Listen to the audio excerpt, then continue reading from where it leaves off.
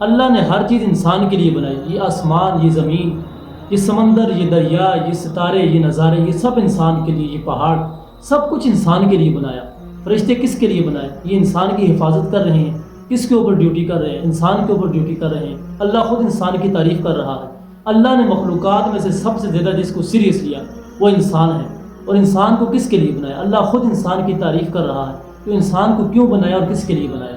انسان کے لیے اللہ نے ہر نعمت بنائی، اور انسان کو کس کے لیے بنایا؟ انسان کو اللہ نے اپنے لیے بنایا تاکہ یہ میری عبادت کرے، یہ مجھے سجدہ کرے، میرا شریک کسی کو نہ کرے، مجھے ایک مانے، میری وحدانیت کا پرچم بلند کرے، مجھے اکیلا مانے۔ لیکن آج انسان نے اپنے رب کو بلا دیا۔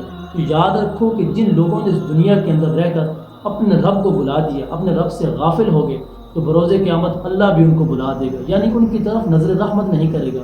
جس نے اس دنیا کے اندر اپنے رب کو چھوڑ دیا تو اللہ تعالیٰ کے بروز قیامت ان لوگوں کو چھوڑ دے گا۔ تو قبل یہ کہ وہ وقت آ جائے، تو آج ہمیں اس قرآن کے اوپر غور کرنا ہوگا، سیدھے راستے کے اوپر چلنا ہوگا، تاکہ بروز قیامت ہماری ذلالت اور رسوائی کا سبب نہ بنے یہ چیزیں۔ انسان کو اللہ نے اپنے لیے بنایا تاکہ انسان میری عبادت کرے، لیکن آج انسان غافل ہو گیا، انسان اپنے رب کو بھول گیا۔